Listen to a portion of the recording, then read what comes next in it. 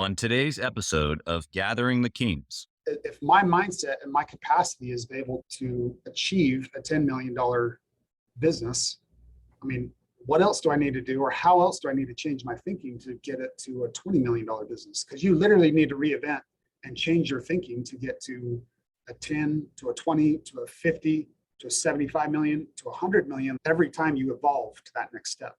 Yeah. Because the same guy that got you to $1 million is not going to get you to 100 million. You are listening to Gathering the Kings with Chaz Wolfe, featuring fellow 7, 8, and even 9-figure business owners who have real battle scars from business and life, but have prevailed as the king that they are designed to be. We welcome high-performing entrepreneurs to the stage in order to reveal the real of the real on what it takes to build a successful business today. We dissect the good and bad decisions they've made along the way that give a true and accurate picture of the journey of success and how you too can get there. Through this dialogue, you will learn the value of growing your network and surrounding yourself with power players and kings like today's guest. Grab your pen and notebook because we're about to dive in. What's up, everybody? I'm Chaz Wolfe, Gathering the Kings. Today, I've got Jesse Barlow on the King stage. My man, how you doing? I'm doing great, Chaz. Appreciate it. You know, it's funny. This is one of the first times I've recorded a lot of shows now, and this doesn't happen very often where I have to literally text my guest and go, "Hey, I need 10 minutes. I'm sorry." And the text I got back from you was, "Whew, thank goodness, me too." And so here we are. I'm excited to talk with another hustler, grinder, mover, shaker. Jesse, tell us what kind of business that you got, brother. And I'm in the concrete business. So literally the physical labor, put down concrete. It's awesome, man. We all have it. We all need it. Oh yeah. No, I mean, literally it's a huge industry that a lot of people forget. I mean, you're not going to build a building without concrete. That's right. That's right. You know, and what I know about concrete is that, well, I was 13, 14, and 15 working underneath the table. Yeah. And I'm the only skinny kid working with no shirt on because I wanted to tan, you know, because I couldn't get a pool membership. we didn't have the money for that. But I could work and I could get a tan laying concrete. So I'm laying forms. I'm trialing. I'm cleaning up the site afterwards as they made me do all the grunt work as a 14-year-old. But that's what I know about concrete. I mean, that's where most of us start. Somehow we just end up stuck in it. Or, really what I chose to do is leverage that to give me what I ultimately wanted. I wanted to leverage my experience with that. And I've been doing it since I was 14, similar to what you did. You just pack forms, you wheelbarrow, and you just do like some really, really dumb shit. Yep. But for whatever reason, I caught on super quick to it. And I leveraged that experience to ultimately get me what I wanted. Do I want to get out there and pour concrete every day? No. I mean, it's a lot less stressful than running the business by all means. That's right. It is. But I always told myself I'm going to leverage my experience to build ultimately what I wanted, which was the business. I always wanted to be a business owner. You know, that kind of leads me into my first question. I ask this to every guest, and it's why? Like, why are you doing this? Obviously, at this level, you've been successful. So, you know, monetarily, you've achieved what most people out there, including most of our listeners here today, that haven't yet. And so you've achieved success. Why are you doing it? Why are you still doing it even at this level? You know, I'm doing it because I want to see what I'm capable of. I mean, that's why I do it. To selfishly say, what is Jesse really capable of? So I want to see what my potential is, really. Like nobody says I can't fucking do it besides me. Right. So realistically, who's going to tell you that you can't do 100 million other than your own voices in your own head? That's right. So realistically, I mean, that's really what strives and drives me to do more. It's just like, why not? Yeah. Why can't we do it? Who the hell says we can't? My mom. Exactly. You know what I mean? Yeah. Like, ridiculous. Like, where did this come? I mean, so this like, I don't care about what other people think. I don't even care about what I think. I'm just going to push for the absolute most. Where did that come from? Has that always been in you? Did you realize that this was part of you? You know, what started to really, really drive it was I had cancer. Wow. So I got testicular cancer and rocked my world. Like, I mean, some people get cancer and it doesn't really affect them. They just kind of like, well, I'm going to go to chemo and whatever. And they don't really change anything about their lives. But for me, I mean, it completely rocked my world. Like, Yeah. I mean, I got it. I was diagnosed in the end of 2009. Okay. I ended up losing literally everything. I lost my house, Wow. wasn't able to work, was like, saw death's door. They told me chemo wasn't going to work. Wow. They told me, I mean, I didn't want to do radiation because it's just like, it was right on my private parts. I didn't want it to basically fuck everything up down there worse than what it already was. Yeah. So, I mean, I was kind of like, I was lost. I mean, really. So I was really at the bottom of the barrel with it. I mean, ultimately, a lot of really good things come from that. You know, I met my wife actually, which is a Wow. crazy story when I was full of cancer. But ultimately the cancer gave me the like urgency to be after it because it scared me. I'm like, fuck, I mean, I seen death's door and it was coming right at me. So I just had the urgency of like, man, if I'm going to do this, I got to do it like right now. And I just started doubling down. And obviously this is once I got better, which is I started to get my shit together about 2013. January of 2013 is when I'm like, okay, I'm going. Yeah. And literally since then I was from negative couple $100,000 to, you know, I did just under $1 million that first year and I doubled it or tripled it really to 3 million the following. And I just was hammered down to where, you know, we're on point to do 75 this year. Yeah. Like, incredible. It's crazy. It's a fun, crazy journey, but I think people get too lax with that. They don't take that urgency. Like shit, we're not here very long, but you know, you look back on us, shit, 20 years, 5 years, years gone. I'm like, what the hell did I accomplish? Yeah. That's what I was hearing as you were talking. It was like the realization of, I mean, I don't have that much. We don't know how much time we have, right? But in perspective, it's not that much time. And if I'm going to do this, what am I waiting on? Why am I not taking big risks? Like, let's just go for it. Because what do you have to lose, really? Because you were on that porch of I don't have anything else to lose. Exactly. And I think that's a huge advantage where people get a lot caught up in their minds or their heads. You know, they have a family, they have all these so-called responsibilities, right? And they get afraid to take those risks. Yeah. And I mean, I've noticed that as I've grown and been married, we had our first baby. Like, yeah, you get a little bit nervous of like, I don't want to let these guys down or my family down. Yeah. But ultimately, it's another huge key to make sure you got a good partner that's going to. Yeah. Yeah. Like, I mean, key. I would not be where I'm at if I did not have the relationship that I have. Yeah. No Give us just 30 seconds on how you guys met. Cause obviously you said it was in the most trying time. I mean, so I'm in Utah and I mean, I was having a lot of my family, my mom and all my sisters are literally in the medical field. And so they were freaking out. yeah, they knew the seriousness. They were like, every time I would see them, they would cry, they would freak out, they would be devastated. So I literally left and I went to Alaska to get the hell away. Wow. And I found my wife in Alaska and just. You guys were just out there in the wilderness making a tent or what? There was some concrete. I just knew a guy and they're like, hey, we need some help. I'm like, all right, cool. I'm going to go out there. And I knew this person that knew this person and just meeting up. And I was super sick, went on our first date and I literally was just vulnerable as could be. I've never been more vulnerable and never more raw. My first date, literally, the cancer. Deal. So I was just, I literally told her on my first date, I have cancer. I'm this is where I'm at.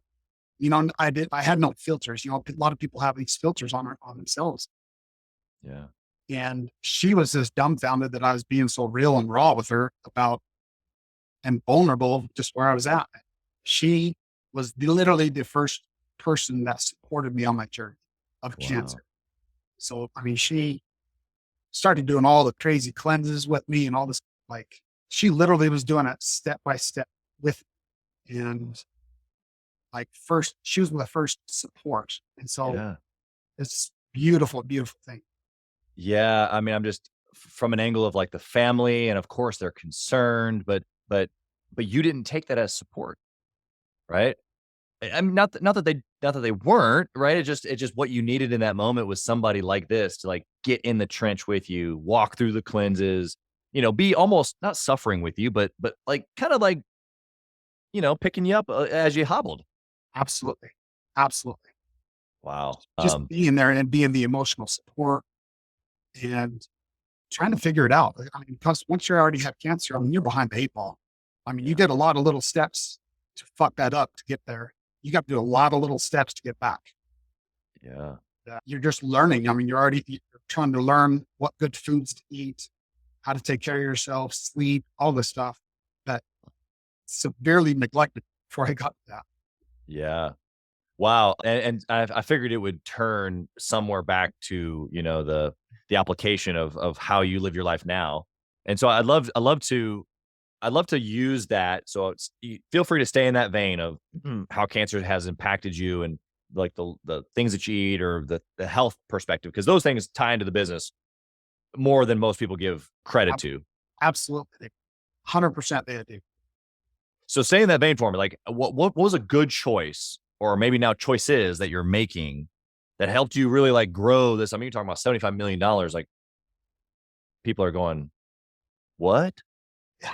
But give us some of those, like you just said, it's this all these little things. Give us some of those little things, whether it's health wise, business wise. Just kind of give me several things here that you're doing that maybe nobody sees. One of the biggest things is I mean, I definitely hired a coach and to help me balance myself.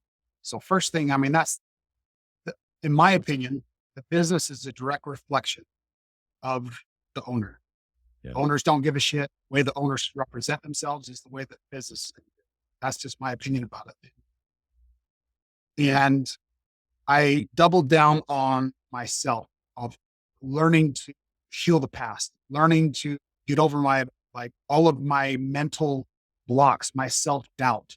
And so I literally doubled down on hiring the best coach that I could to just help me work through all of it and help me be able to take care of myself, be able to take care of my wife. And as I'm able to grow in my own capacity, the business grows with me. So I'm like, why, if my mindset and my capacity is able to achieve a $10 million business, I mean, what else do I need to do, or how else do I need to change my thinking to get it to a $20 million business? Because you literally need to reinvent and change your thinking to get to a 10, to a 20, to a 50, to a 75 million, to 100 million. Like you literally need to reinvent your thinking or change your thinking. Yeah. Every time you evolve that next step. Yeah. Because the same guy that got you to 1 million is not going to get you to 100 million. Right. It's not. So the principle here, obviously the changing of mindset, but even for the guy listening who hasn't hit the 1 million mark, even, you're still saying that it's in their mind. And as far as like they could find someone, coach or a confidant, whatever, someone to help shift that mind set that they have. Absolutely. And someone, there's 1,000 coaches out there. A lot of them are shit. Yeah. I mean, you probably see this as much as anybody. It's finding someone that literally inspires you to be better, that literally cares. And you can look at them and say, I want to be, I want to be where that person's at. I want to think how that person thinks. I mean, it's kind of the same principle as far as you're not going to take marriage advice from a divorced person, or exercise advice from a fat person. You know what I mean? It's ridiculous. I'm going to go and listen to a guy that makes 100 million or 200 million and understand his thinking process. So simple. It's so easy to, like, what you're saying makes perfect sense. But what people often do then they just either keep doing their own thing and not willing to hear other people, or they're listening to people like you said that just really aren't. I loved your definition, what you said, inspiring you to be the best version of yourself. Obviously, there's like tactical things that go into being able to do and change your mindset, all that fun stuff. But I think that's just a super easy definition for the listener to be able to go, okay, does this person Do they make me want to be better? Do they make me want to go to the next level? I think that's a huge component of what you're saying. Absolutely. And is that person really in it for them? Or are they really in it for you? Right. Is that coach or is that person, whoever that significant other, are they really just trying to get money off of you? You know what I mean? To consult or to like motivate. I mean, that's fucking bullshit. Right. That's the reality of it, is that you got to motivate yourself. And there's a lot of times motivation is shit. You got to discipline yourself and you got to want it. Yeah. Because if you don't, it doesn't matter if the other person is good or not, or bad for that matter. Exactly. A lot of it has to come down to your own greater or lesser desire. That's what I'm hearing you say. Yes.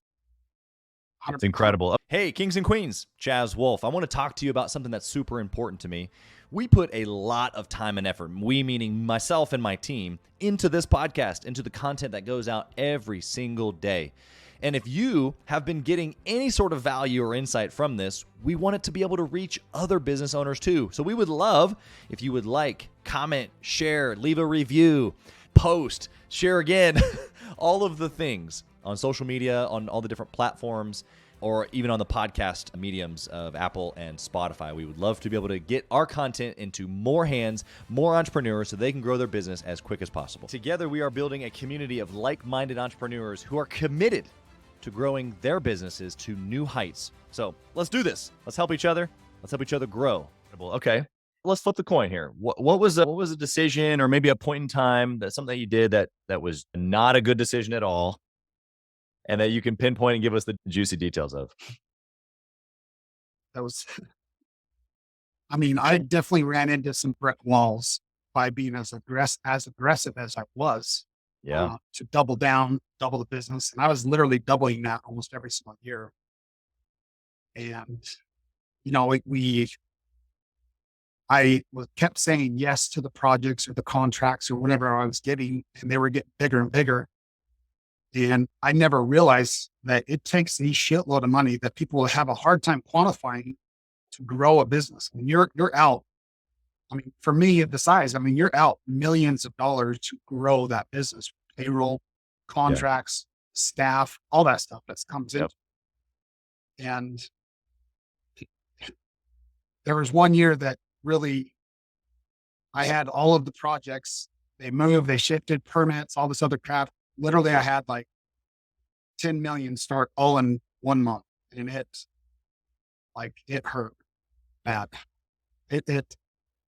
I mean, it was to a point where I was starting to rob Peter to pay Paul. Like, I was starting to not pay vendors so I can literally pay my labor, my payroll.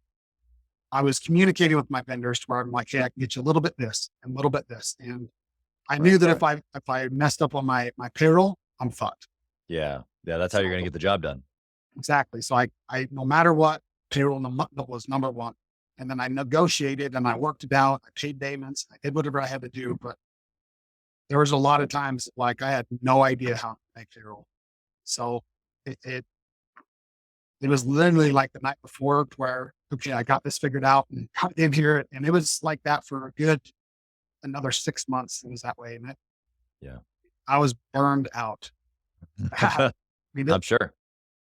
So that's probably, you could say it was dumb, but it's also a really good lesson of how to manage the finances and know what jobs line up where, how to grow that business and how much money that actually takes. So that was a really stupid thing I did, but also taught me a very valuable lesson too. Yeah. I mean, obviously I love the mindset of using it for the greater good inside of that aggressiveness, as you say it. I mean, you had $10 million of the project start in 1 month, where, folks listening probably have never done 10 million total in their project career or in their client career or whatever. And so the reality here is that I'm just trying to pull out some simple things for the listener, even though it was crazy. Cause I know that moment. I'm actually kind of in one of those moments right now with one of my companies where it's like, this all came down to the same week. I don't understand how this is possible, but I'll tell you what it does. What you just described is it literally puts you on the edge or out, like you can't be in the box anymore. Like, it forces you to a place of solution. It forces your mind to think differently than you have. Exactly. And I think that's actually what I'm addicted to, if I'm being completely honest. I 100% agree with you. And totally, I'll tell you this.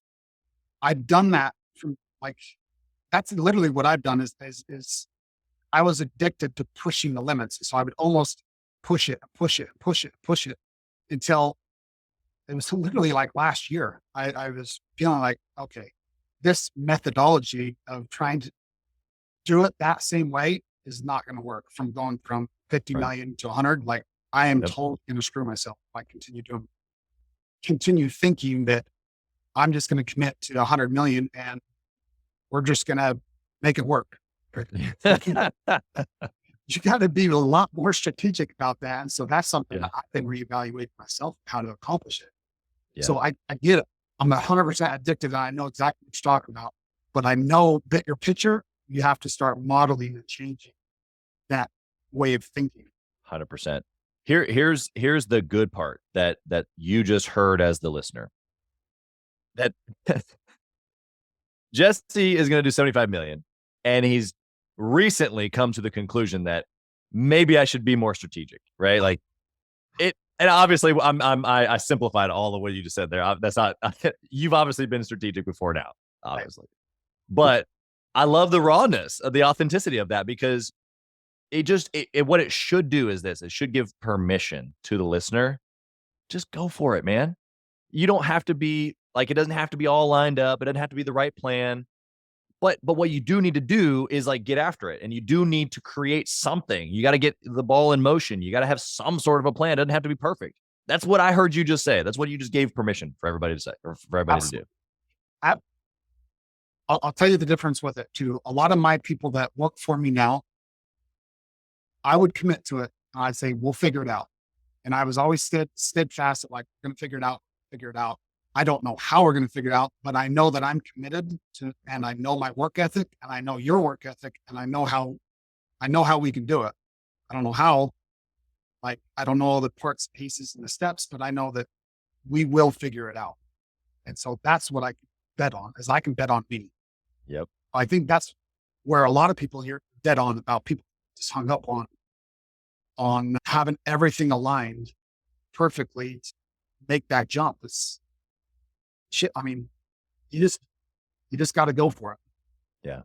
Yeah. So one of the calls why I was a little bit late is I have a $27 million deal, biggest deal I've ever, that I would be doing. Like he's coming over at my office to meet. I've never done that. That's literally like double the size of contract that I've ever done. And why not? Who the hell says I can't do it besides me? Yeah. No, it's a beautiful process. Yeah. Yeah. I you just add a couple zeros to it, right? That's all it is. You do. I remember I'm in my 20s. I had 4 franchise locations in 2 states at that time. And a location came up. I'm in Kansas and Missouri, and a location in Florida pops up for sale. And I was the first one to respond, like, yep, let me get the numbers. Let me take a look at it. They ended up going with me because I was the quickest to respond. They liked me, the whole deal. And I had so many people be like, Kansas City, okay, that makes sense. Like all these together, Wichita, that a couple of hours south, that makes even sense a little bit. It's 3 hours south. Florida. Why? And my response was, why not? Why not? Who says I can't? Who says why? And I'll tell you what, the benefit of purchasing, having, and buying, and even an individual location that does $1 million, states away, hours away, that I cannot get to quickly at all. The things that I had to figure out quickly in my own mind and then around the team are invaluable. They'll help you. The same things that you learned that I'm talking about are going to help you figure out the $27 million deal. That's it. Oh, totally. Or the $100,000 deal that the guy listening right now, he's like, I only did 500,000 last year, and this guy wants me to do a $100,000 project, or this is a $100,000 client that we're trying to bring marketing services to, or whatever. And it's like, you'll figure it out. Like, obviously there's a little bit of like imposter syndrome right? Like maybe I'm not good enough. Like speak on that for a minute, because you're in the moment right now of doing something twice as big. But you feel capable, but you're maybe you are, but you're not, but like, Yeah. Talk about that. You do, because you have to sell that client the certainty of like, yeah, I am confident. I do know what I'm talking about. Is it the biggest? I would admit of like, yes, this is my biggest contract. I'm very confident that we can do this. This is why. This is how we've done it. This is what we've done in the past. And this is why I believe that we can do this easily or challengingly, and point out the challenge that you see, that is going to be a challenge. And I think the biggest thing is really just talking about it and communicating with that client. Like, yes, this is huge. This is what I'm nervous about. This is what I'm nervous about. This is what I think we could do. This is how we can literally plan it out. Say, hey, this is what I'm nervous about, but this is what I'm going to do to see if we can make sure we can compensate for this thing that I'm worried about. Right. That makes sense. Yeah, 100%.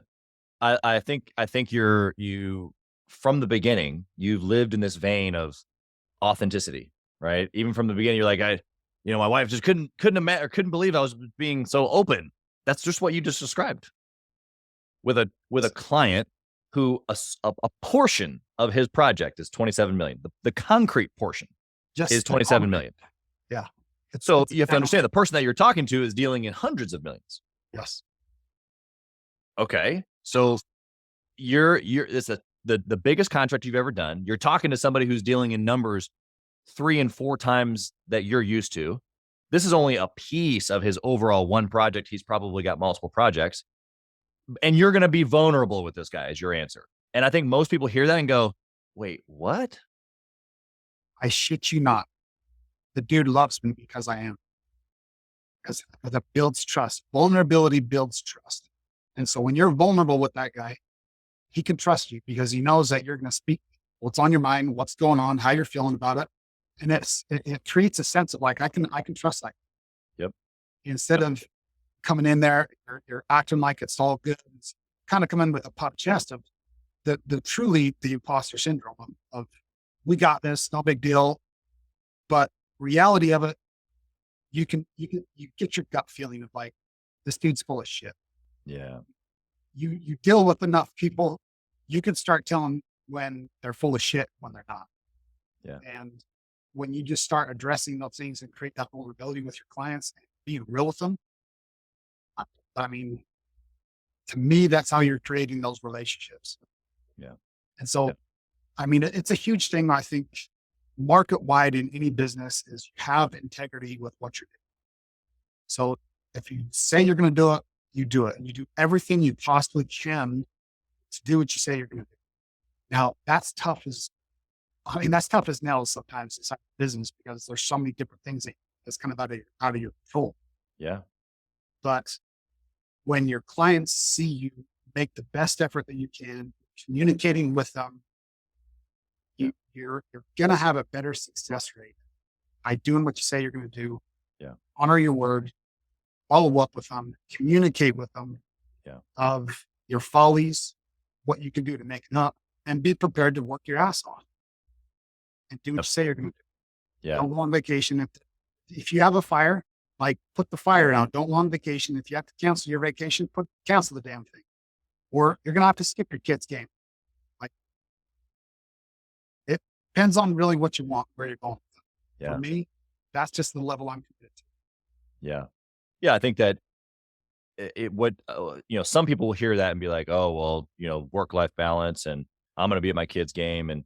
But I think the situation that you're referring to is in the sticky, right? Like say what you're going to do, what you're going to say, or do what you say, fulfill what it is that you say you're going to do. And in those moments when it's a choice of integrity, your word, like that's what you're choosing. You're not choosing the job. You're not choosing the business over the family. In fact, I feel like in that moment, you're actually choosing the family because it's probably your son who's going to take over the business or be associated to your big name at some point. And so I'm not choosing the business in that moment. I'm choosing what you just said, integrity. Yes. So that the legacy can continue. That's you're going to want to show your son or whoever that person is going to be that's going to take it over. You want to show them that they do what you do. They don't do what you say. They do what you do. So if you're being in integrity, that's what they're going to do. If you say it, it doesn't mean anything if you're out of integrity, but you say you need to stay in integrity. You know that if you're having any kids, say don't touch it, but you just let them do it anyway. I mean, it's bullshit. Right. Yeah, exactly. Okay, so we've gotten into some really, really good stuff. I want to transition to our speed round and get some a little bit different angled questions here going.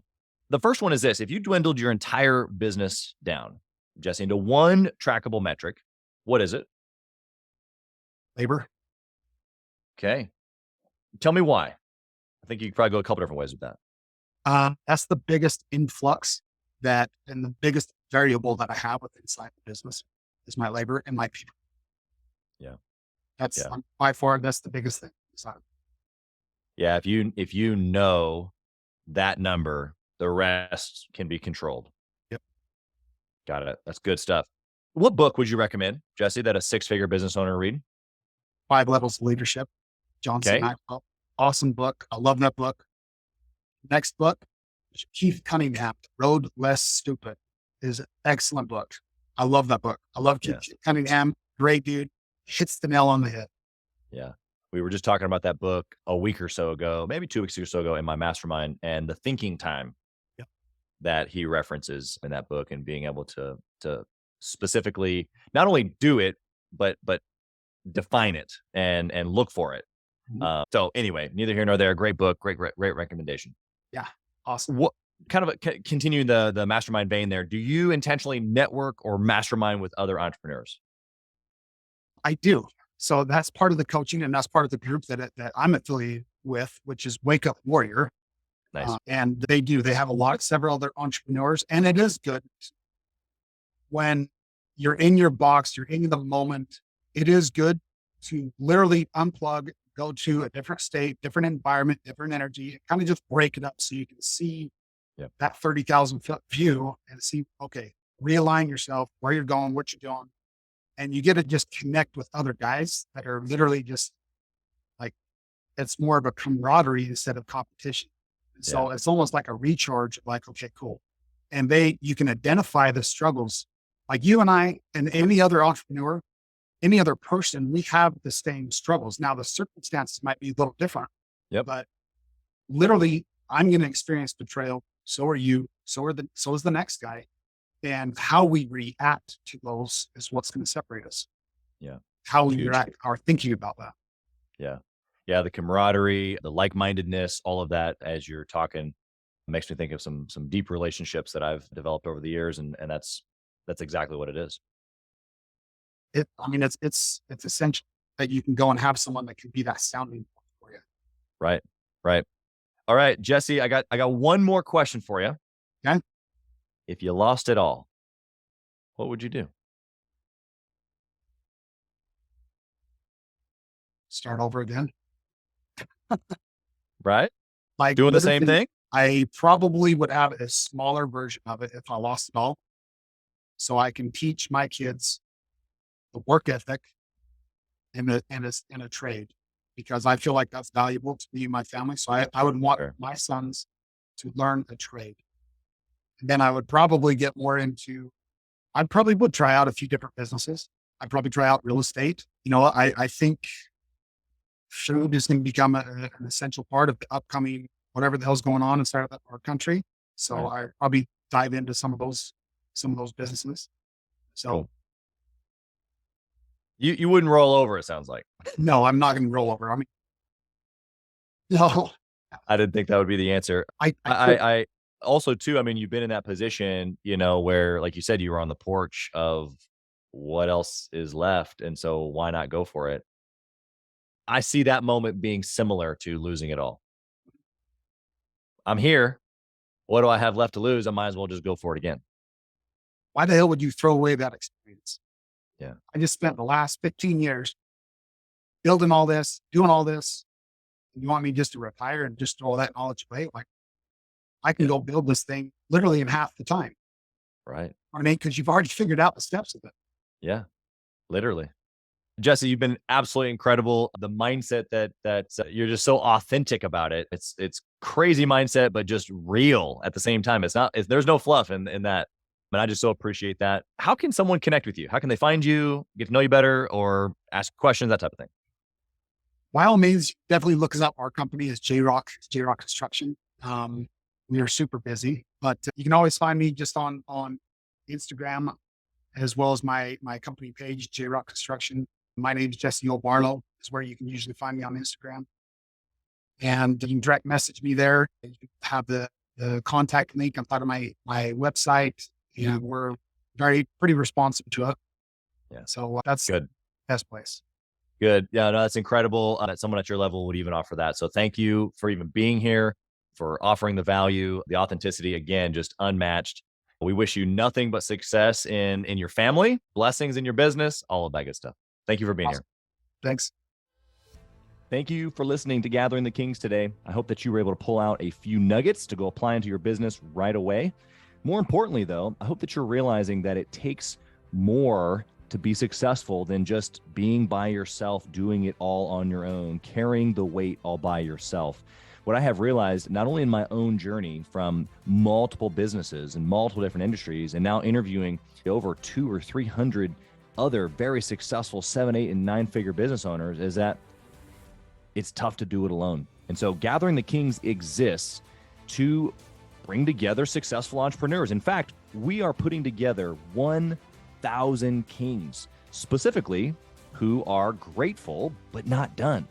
We're intentionally assembling kings who fight tooth and nail for their business, family, and communities. And here's what we believe, that in the pursuit of excellence in those areas, that it ignites within us the responsibility to govern power and forge a lasting legacy. So if that relates and resonates with you, and you know that you need people around you, sharp, qualified, other very successful business owners, I want you to go to gatheringthekings.com. I want you to take a look at what we're doing and see if it makes sense for you to be part of our pursuit to 1,000 kings. Talk soon.